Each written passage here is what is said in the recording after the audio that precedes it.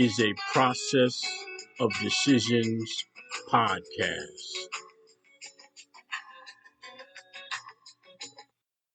This is Trent Thomas, your recovery peer support specialist. Tonight's episode is entitled Gratitude Keeps Me Sober.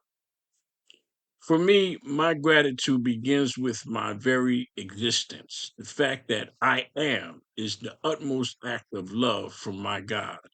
The more I research my creative existence, the more I come to appreciate all that goes into making me me. The fact that our universe was created from a single point in time, known as the Big Bang, for me proves the existence of my God. For there had to be a beginning force to initiate the Big Bang of all existence. This fulfills my definition of the God of my understanding. The more scientists discover about the universe, the more they prove the power, the imagination, the sheer genius of our God.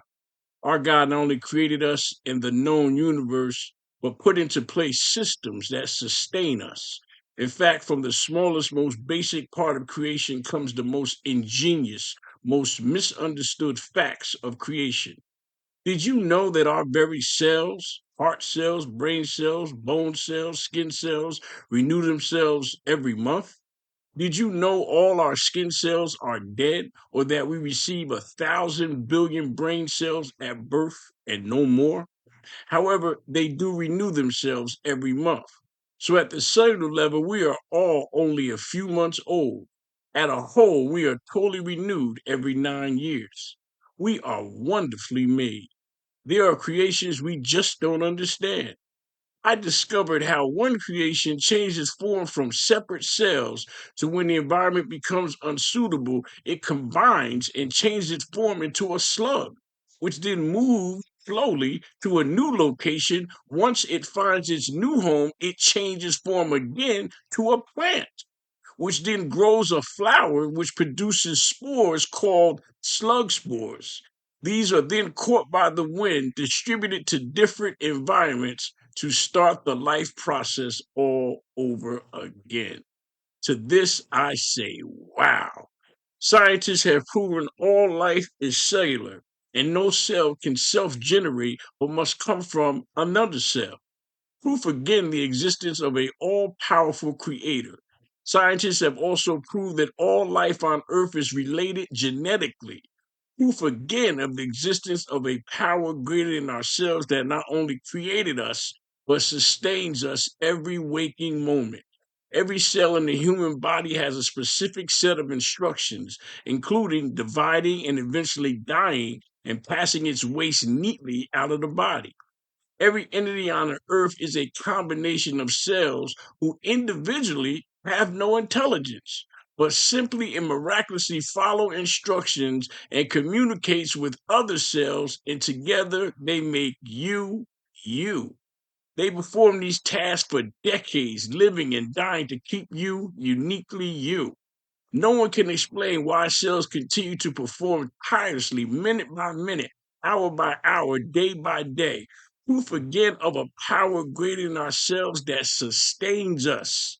Every creation is created from imagination for a purpose.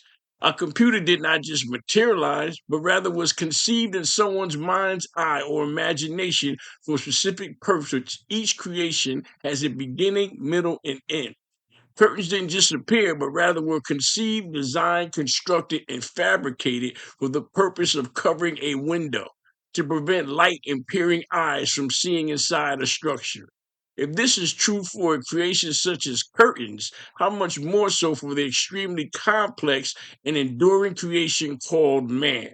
We are wonderfully made, and this proves the existence and power of an intelligent creator who creates with intellect and purpose.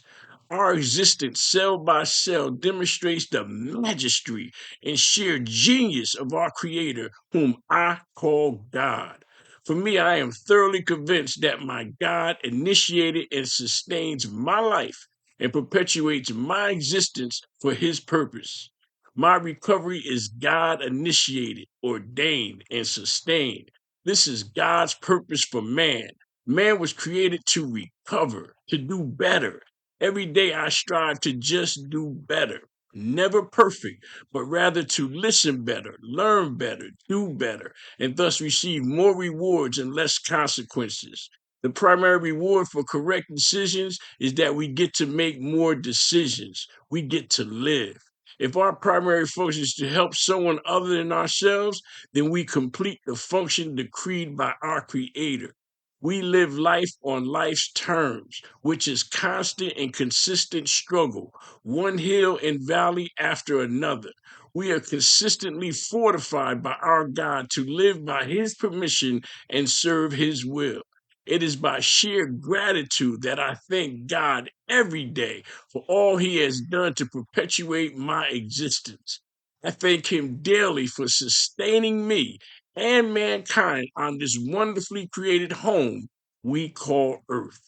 There's a slogan that states, "A grateful alcoholic won't drink." If you consider all God has done and continues to do to keep us alive, we have so much to say thank you for. Where would you find the time to use? Or why would you want to dim your light of life? Why would you want to close your eyes to all God has done on our behalf? From the initial creation of the universe to today, we have billions of acts of God that permits us to be born and live, to think, feel love, joy, happiness, to breathe, walk, run, see colors, and hear music and the spoken word. These are not accidental or unpurposeful, but rather are the direct result of a loving and imaginative God, a God complete with a magnificent plan for each and every man, woman, and child on earth.